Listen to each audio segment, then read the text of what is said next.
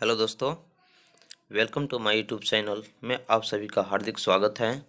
आज मैं आगामी एनटीपीसी परीक्षाओं को ध्यान में रखते हुए तथा सभी राज्य स्तरीय परीक्षाओं को ध्यान में रखते हुए आज मैं कुछ ऐसे ऑब्जेक्टिव प्रश्न के बारे में बताने जा रहा हूं जो कि काफ़ी महत्वपूर्ण है। अगर आप मेरे चैनल पर नए हैं तो सब्सक्राइब कर लें और बेल आइकन दबा दें ताकि सभी नोटिफिकेशन आपको मिलता रहे। तो चलिए, आज का पहला प्रश्न है, दिलवाड़ा के जैन मंदिरों का निर्माण किसने करवाया था?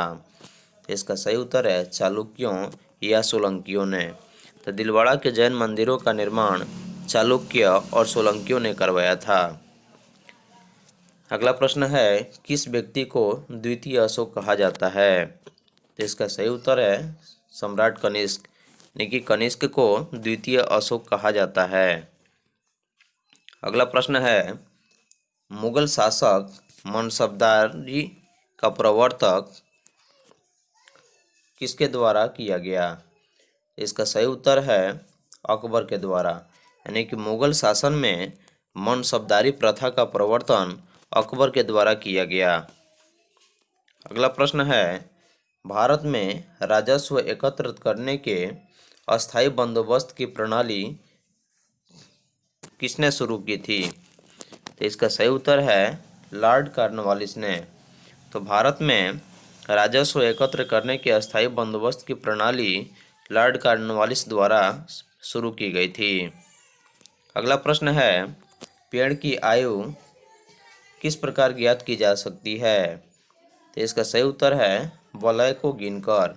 तो पेड़ की आयु को उसके वलय को गिनकर उसकी आयु को ज्ञात की जा सकती है। अगला प्रश्न है, नीलगिरी की पहाड़ी क्षेत्रों में किसकी खेती होती है? इसका सही उत्तर है कॉफ़ी की। तो नीलगिरी की पहाड़ी क्षेत्रों में कॉफ़ी की खेती सर्वाधिक होती है। अगला प्रश्न है, तुलबुल परियोजना निम्नलिखित में से किस नदी पर स्थित है? तो इसका सही उत्तर है झेलम नदी। तो तुलबुल परियोजना जो है वह झेलम नदी से संबंधित है।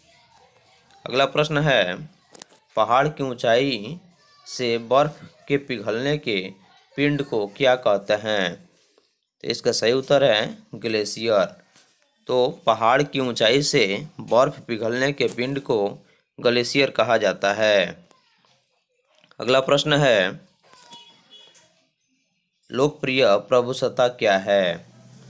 तो इसका सही उत्तर है जनता के प्रति निधि का प्रभुत्व। तो लोकप्रिय प्रभुसत्ता का जो अर्थ है वह जनता के प्रतिनिधि का प्रभुसत्व है।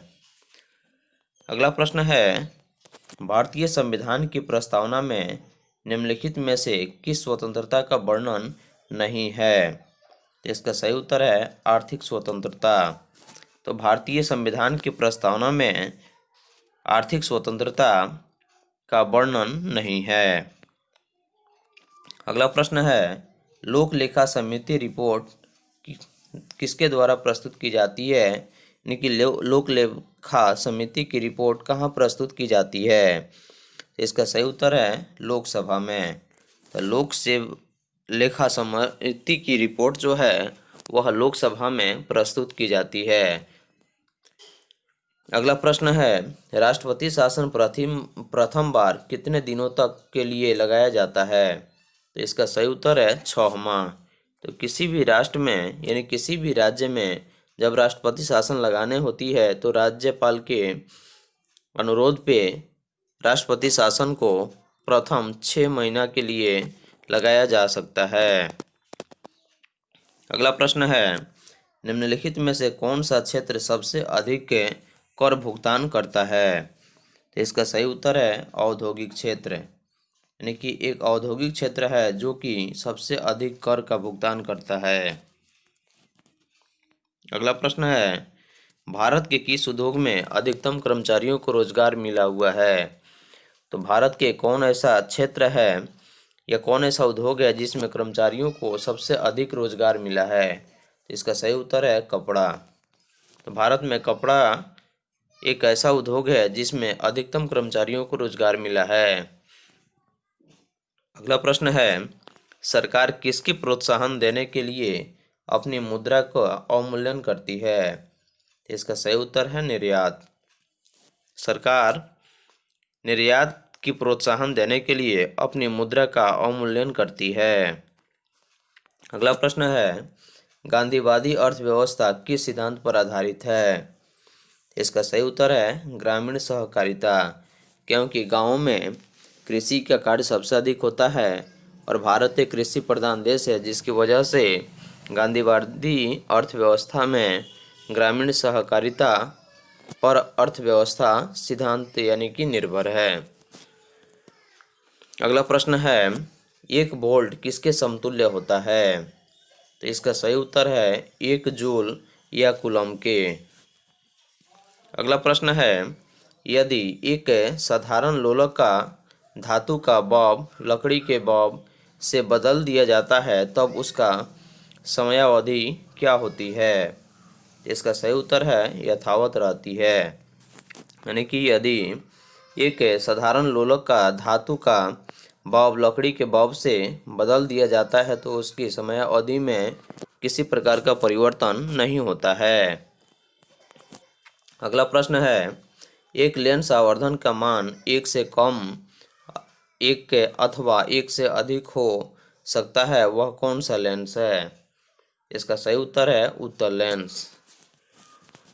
अगला प्रश्न है, एक पूर्ण कृष्ण पिंड कुल विकिरण को क्या करता है? एक पूर्ण कृष्ण पिंड जो है कुल विकिरण का क्या करता है? इसका सही उत्तर है अवशोषित करता है। अगला प्रश्न है, कोई भी द्रव्य जो अपने से अधिक के घटकों में विभक्त नहीं हो सकता क्या कहलाता है? इसका सही उत्तर है वह तत्व कहलाता है। नहीं, कोई भी द्रव्य जो अपने से अधिक घटकों में विभक्त नहीं हो सकता है वह तत्व कहलाता है। अगला प्रश्न है, किसी अभिक्रिया का वेग अभिक्रिया की गति के साथ क्या होती है? इसका सही उत्तर है घटता है। अगला प्रश्न है, आवर्त सारणी के उन तत्वों में समानता पाई जाती है जो एक ही संयोजन तक को प्रदर्शित करती है। तो आवर्त सारणी के वैसे तत्वों में समानता पाई जाती है जो एक ही संयोजकता को प्रदर्शित करता है, यानी कि एक ही संयोजकता को दिखाता है। अगला प्रश्न है, वाटर गैस जिन गैसों के संयोग से बनती है उनके सूत्र को क्या कहते हैं? इसका सही आंसर है ऑप्शन नंबर बी CO+H2। अगला प्रश्न है, रक्त में एंटीबॉडी एवं एंटीजन के अध्ययन को क्या कहते हैं? इसका सही उत्तर है ऑप्शन नंबर सी सीरोलॉजी। तो रक्त में एंटीबॉडी और एंटीजन के अध्ययन को सीरोलॉजी कहते हैं। अगला प्रश्न है, एमीबा में कूटपाद महत्वपूर्ण क्या होता है? इसका सही उत्तर है भोजन ग्रहण तथा प्रचलन के लिए। तो अमीबा में कूटपाद महत्वपूर्ण होता है भोजन ग्रहण करने तथा प्रचलन के लिए। अगला प्रश्न है, मानव मस्तिष्क में बुद्धि का केंद्र कौन होता है? इसका सही उत्तर है ऑप्शन नंबर बी सेरेब्रम। तो मानव मस्तिष्क में बुद्धि का जो केंद्र होता है वह सेरेब्रम होता है। अगला प्रश्न है, हीमोग्लोबिन की अधिकतम बंधुता कहाँ होती है? इसका सही उत्तर है ऑक्सीजन के लिए। तो हीमोग्लोबिन की अधिकतम बंधुता जो होती है वह ऑक्सीजन के लिए होती है। अगला प्रश्न है, वह कौन सी धातु अन्य धातुओं के साथ मिलकर सरस बनाती है? वह कौन सी धातु है जो कि अन्य धातुओं के साथ मिलकर सरस बनाती है? इसका सही उत्तर है अबेकस। अगला प्रश्न है, बाइनरी संख्या प्रणाली का संक्षिप्त रूप क्या है? इसका सही उत्तर है बीट। अगला प्रश्न है, कार्बोरंडम का प्रयोग निम्नलिखित में किस रूप में किया जाता है? इसका सही उत्तर है उर्वरक नहीं होगा, औषधि में भी नहीं, पेंट में भी नहीं, इसलिए इसका सही उत्तर ऑप्शन नंबर डी होगा, इनमें से कोई नहीं, क्योंकि कोरंडम का प्रयोग औद्योगिक क्षेत्र में अनेक प्रकार की वस्तुओं को निर्माण में किया जाता है। अगला प्रश्न है, कैपिलरी कोशिका में पारे का नवचंद्रक कैसा होता है? तो इसका सही उत्तर है उत्तल होता है। अगला प्रश्न है, हाल ही में संपन्न विश्व स्नूकर चैंपियनशिप 2020 का खिताब किसने जीता? तो इसका सही उत्तर है रोनी ओ सुलिवान ने। तो हाल ही में संपन्न विश्व स्नूकर चैंपियनशिप 2020 का खिताब रोनी ओ सुलिवान ने जीता। अगला प्रश्न है, ऑप्टिकल रिमोट सेंसिंग उपग्रह यानी कि गाओ फेन 905 हाल ही में निम्नलिखित में से किस देश द्वारा अंतरिक्ष में प्रक्षेपित किया गया, यानी कि किस द्वारा अंतरिक्ष में प्रयोग किया गया? तो इसका सही उत्तर है चीन। तो ऑप्टिकल रिमोट सेंसिंग उपग्रह गाओफेन 905 हाल ही में चीन देश द्वारा अंतरिक्ष में प्रक्षेपित किया गया। अगला प्रश्न है, 14 अगस्त 2020 को झारखंड राज्य का नया प्रतीक चिन्ह जारी किया गया। इस प्रतीक चिन्ह में हाथी किसका द्योतक है? इसका सही उत्तर है अलौकिक प्राकृतिक संपदा और समृद्धि का द्योतक है। तो 14 अगस्त 2020 को झारखंड राज्य का नया प्रतीक चिन्ह जारी किया गया।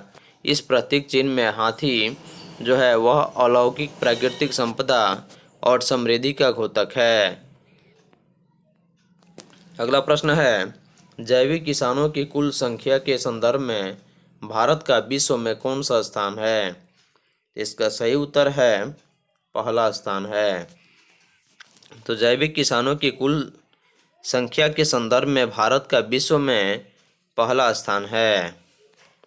अगला प्रश्न है, हाल ही में राष्ट्रपति रामनाथ कोविंद ने गोवा के राज्यपाल मलिक का स्थानांतरण कर उन्हें कहाँ का राज्यपाल नियुक्त किया है?